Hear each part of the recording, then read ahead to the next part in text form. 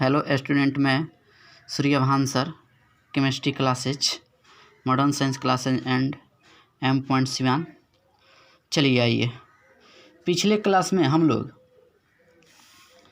Types of ore देखे थे और बहुत सारा ओर का लिस्ट देखे थे। क्लियर ना? आइए आज हम लोग पढ़ते हैं कि धातु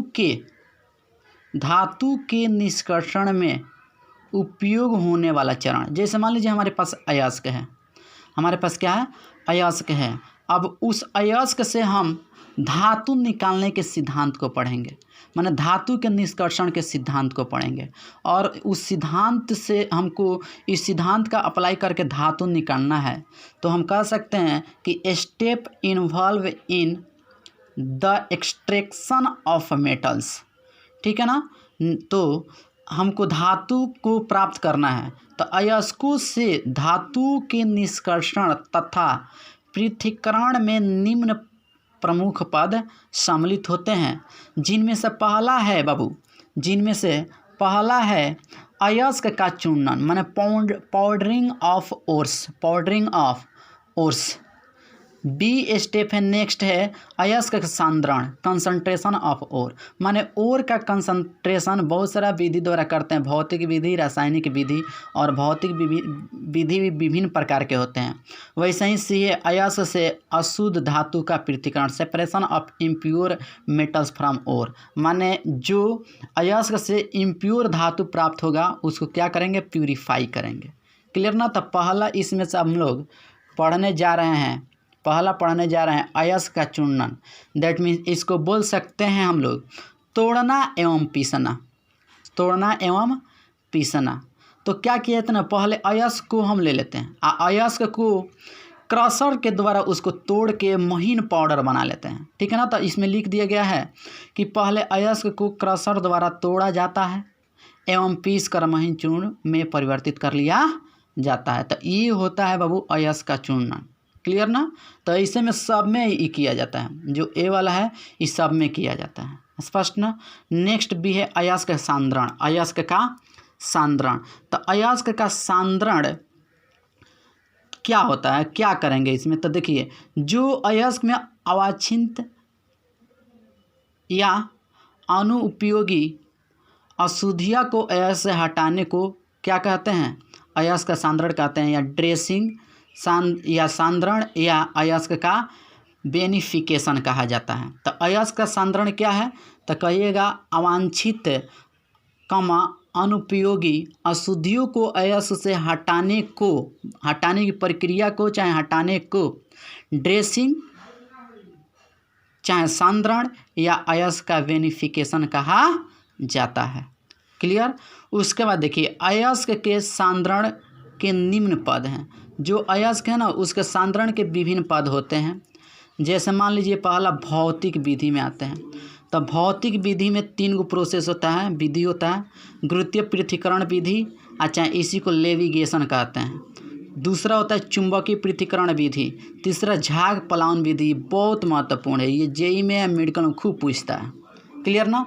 तो आइए इनमें से पहला देख रहे हैं हम अपन गुरुत्वीय पृथक्करण, चाहे क्या कहते हैं? Levigation method. क्लियर ना? तो पहला देखिए, तो पहला हम लोग पढ़ने जा रहे हैं गुरुत्वीय पृथक्करण विधि, ग्रेविटी सेपरेशन या लेविगेशन। इसी को जलीय धोवन भी कहते हैं, जलीय धोवन। तो देखिए, गुरुत्वीय पृथक्करण विधि अयस्क के सांद्रण में तब प्रयोग किया जाता है जब क्या बाबू? अयस्क और अशुद्धि माने गैंग के बीच घनत्व का अंतर हो, दोनों के बीच के घनत्व का अंतर रहेगा तो इसका उपयोग हम लोग करेंगे।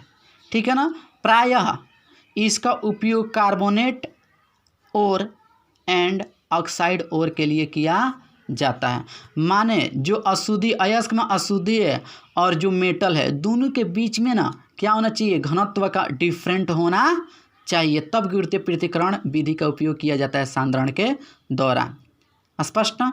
चलिए, अब इसमें सांद्रण में गुरुत्वीय पृथक्करण विधि में 2 तरह से हम लोग वॉशिंग करते हैं, 2 तरह से हम लोग अयस्क से जो अशुद्धियाँ अलग करते हैं, सांद्रण करते हैं। पहला होता है रिफ्लेटेबल और दूसरा होता है hydraulic washing method. Hydraulic washing method. तो पहला देखिए wheel flat table. Wheel flat table में एक टेबल लिया जाता है, ये व्हील फ्लैट टेबल है, क्लियर ना। और यहाँ ये स्टेप बनाए गए हैं और इस पर इसके थ्रू क्या गिराया जा रहा है, ओर गिराया जा रहा है, ओर माने अयस्क इससे गिराया जा रहा है, ये अयस्क है, ठीक है ना, अयस्क गिराया जा रहा है। और ये पानी का धार है, तो इस पर जो पाउडर फॉर्म में पीसा हुआ जो अयस्क होगा इस वाटर पानी के धार पर गिराते हैं। तो इससे क्या होता है, जो मेटल है, मेटल ओर है, जो मेन रूप से मेटल है वह क्या हो जाएगा, भारी होने का रुक जाएगा।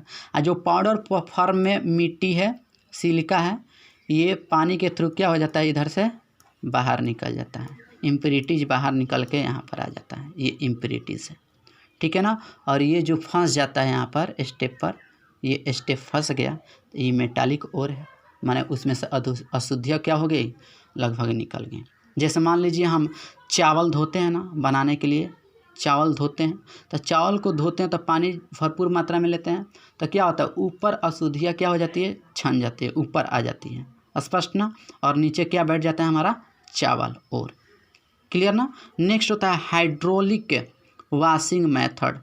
हाइड्रोलिक वॉशिंग मेथड, ठीक है ना। इसमें क्या करते हैं ना कि इस तरह के एक उपकरण बनाया गया है, इससे होकर के क्या किया जाता है, पानी को प्रवाहित किया जाता है। ये पानी इधर से निकल रहा है, ये पानी स्पष्ट नहीं, इस टैंक में, और ऊपर से ओर को मिलाते हैं, पाउडर फॉर्म में जो ओर है उसको, इसमें गेंग भी है, ठीक है ना। तो जब इसको मिलाते हैं तो पानी के धार पर पड़ता है, तो जो अशुद्धियाँ हैं इसमें, इससे होकर के क्या हो जाते हैं, ऊपर छना के बाहर इम्प्योरिटीज निकल जाता है।